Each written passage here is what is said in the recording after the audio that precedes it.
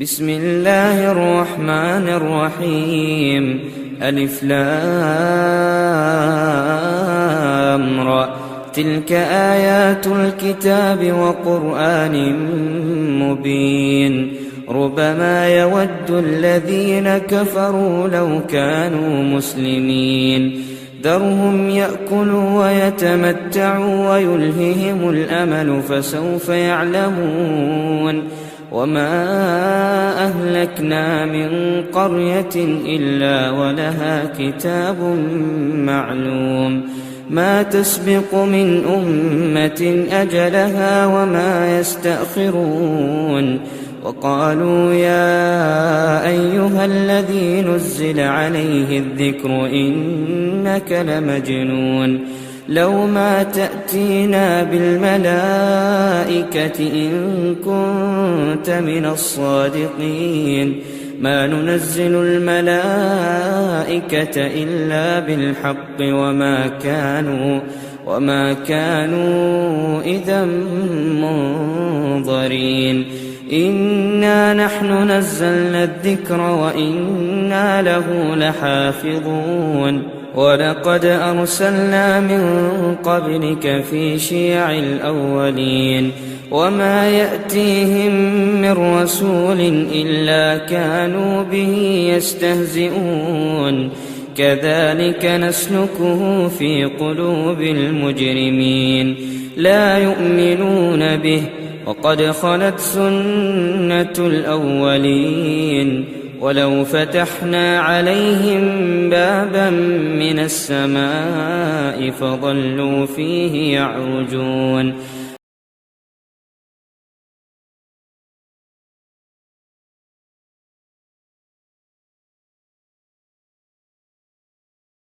اور doctor B are Ambedkar نے بہت خوب کہا تھا کہ اگر انڈیا کو ڈیموکریسی کو باقی رکھنا ہے تو سوشل ڈیموکریسی کو باقی رکھنا ہوگا، مطلب انسانوں میں مساوات باقی رکھنا ہوگا تو ملک میں ڈیموکریسی باقی رہیں گی۔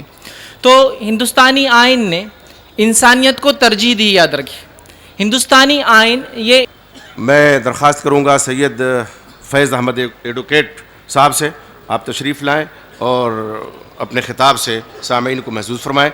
جناب سید فیض احمد ایڈوکیٹ صاحب۔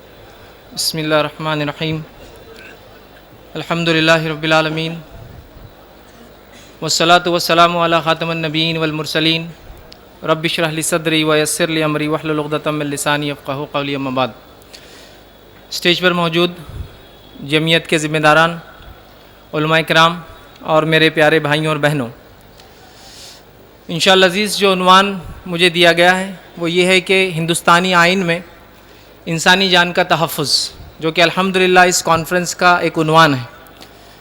بہرحال میرے اس عنوان میں انشاءاللہ عزیز چند بہت مختصر سی باتیں میں ہندوستانی آئین کے تعلق سے اور انسانی جان کا تحفظ وہ کیسے کرتا ہے رکھنے کی کوشش کروں گا۔ دنیا کے تمام آئین جو ہوتے ہیں ان کا مقصد یہ ہوتا ہے کہ انسانی جان، مال اور عزت کی حفاظت کی جائے، اور ہندوستانی آئین اس سے کوئی مستثنی ایکسیپشنل نہیں ہے۔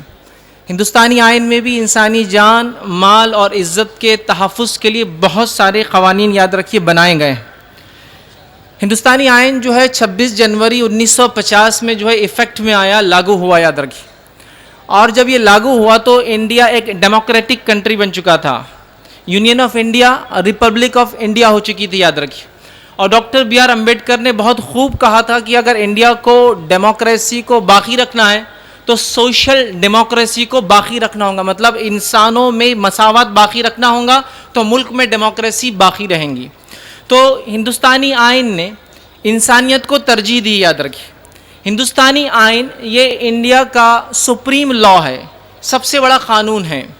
میں ایک مثال آپ کو دوں گا کہ اگر آپ لوگ ہینڈ سیٹ موبائل اگر استعمال کرتے ہیں اور آپ کو اگر موبائل کا آپریٹنگ سسٹم چلانا نہیں آتا ہے تو میرا سوال ہے آپ کتنی دیر تک اس موبائل کو استعمال کر سکیں گے یا صحیح سے چلا سکیں گے؟ ہر آپشن کے بعد آپ کو ایک ڈر لگا رہے گا کہ میں رائٹ بٹن دبا رہا ہوں یا رانگ بٹن دبا رہا ہوں۔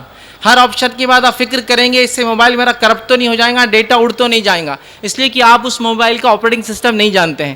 تو کتنی حیرت کی اور تعجب کی بات ہے, ہم جس ملک میں رہتے ہیں اور ملک جس قانون پر آپریٹ ہوتا ہے, جس پہ چلتا ہے, جس کے اعتبار سے صحیح اور غلط طے کیا جاتا ہے, چھوٹی سی چھوٹی چیز آپ کا سگنل کو فالو کرنے سے لے کر بڑی سے بڑی چیز اگر قتل و غارت گری ہو تو اس کے جواب میں کیا کیا جائے, تو یہ آئین, یہ قانون ہم نہیں جانتے, جس کے نتیجے میں ہم کیا کر رہے ہیں کبھی کبھار ہم کو بھی پتہ نہیں ہوتا ہے. لا آف دی لینڈ, زمین کا جو قانون ہوتا ہے اس کو جاننا بے حد ضروری. یاد رکھیے, ہم ہندوستان سے اگر سعودی عرب جاتے ہیں اور اگر وہاں کا قانون آپ کو نہیں پتہ ہے تو پتہ نہیں آپ کو ایسی چیز جو معمولی ہو ہندوستان میں استعمال کے اعتبار سے سعودی لے کر اترے تو آپ اس کی وجہ سے جیل چلے جائیں, چونکہ وہاں کا قانون الگ ہے, سنگاپور کا قانون الگ ہے, تو انڈیا کا بھی ایک قانون ہے. تو ہمیں معلوم ہونا ضروری ہے. جب ہم کسی آئین, کسی کانسٹیٹیوشن اور قانون کو نہیں جانتے, اس کا نتیجہ یہ ہوتا ہے کہ بہت ساری بار ہم غلط کام کرتے, ہم کو احساس نہیں ہوتا, اور بہت ساری بار صحیح کام کرتے غلط سمجھتے ہوئے.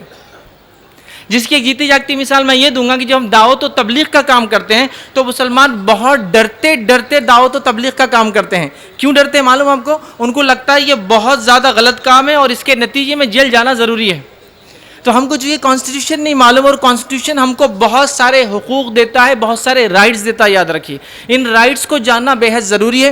میں یہاں لوگوں سے جو میری بات کو سن رہے اپیل کروں گا کہ آپ لوگ ضرور بھی ضرور جو انڈین کانسٹیٹیوشن کو جاننے کی کوشش کریں, اور خاص طور سے اس میں اپنے بچوں کو داخلہ بھی دلائیں اس فیلڈ میں, چونکہ 3 چیزیں ایسی ہوتی جس پہ ڈیموکریسی ڈیپینڈ ہوتی ہے.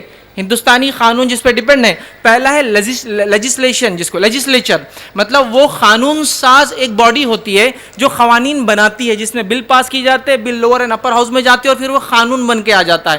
یہاں ہمارا ریپریزنٹیشن بہت کم ہے. کیوں؟ تو اس میں پولیٹیکل سسٹم ووٹ کے تھرو جانا پڑتا ہے اور مسلمانوں کی تعداد بہت ساری بار کم ہوتی ہے, تو یہاں ریپریزنٹیشن کم ہوتا ہے.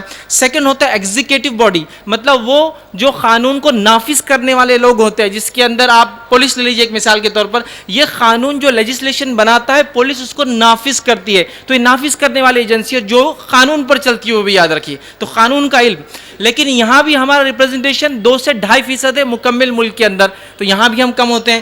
تیسرا ہے جوڈیشری. یاد رکھیں, ڈیموکریسی میں جوڈیشری ایسا طبقہ ہے کہ جب کوئی مسائل اختلافات ہوتے قانونی اعتبار سے, جو جوڈیشری اس کو سنبھالتا ہے, اور الحمدللہ یہاں جانے کے بہت اچھے چانسز مسلمانوں کو ہے. یاد رکھیں, یہاں تعداد سے کوئی مسئلہ ہی نہیں ہے. اگر کوئی مسلمان اچھا ایڈوکیٹ بنتا ہے یا پھر جج بنتا ہے, پبلک پروسیکیوٹر ہے, اور کتنے سارے فیلڈ اگر اس میں ہم جاتے ہیں تو الحمدللہ ہم اس ملک کی خدمت کر سکتے ہیں, ہم اپنی کمیونٹی کی خدمت کر سکتے ہیں. یاد رکھیے, تو یہ بہت زیادہ ضروری ہے کہ مسلمان چونکہ پہلے 2 شعبوں میں ڈیموکریسی کی کمزور ہیں, یہ ایک ایسا شعبہ ہے جہاں ہم بہت کچھ کر سکتے ہیں اور اس میں بہت سخت ضرورت ہے. لیکن ایک عجیب مسئلہ یہ ہے کہ ہمارے پاس ایک بات مشہور کر دی گئی, ایک شعر بولا جاتا ہے. جب میں بھی لا کر کے ایڈوکیٹ بن گیا تھا تو کسی نے مجھ سے کہا کہ ہوا جو وکیل پیدا, تو شیطان نے کہا لو آج ہم بھی صاحب اولاد بن گئے.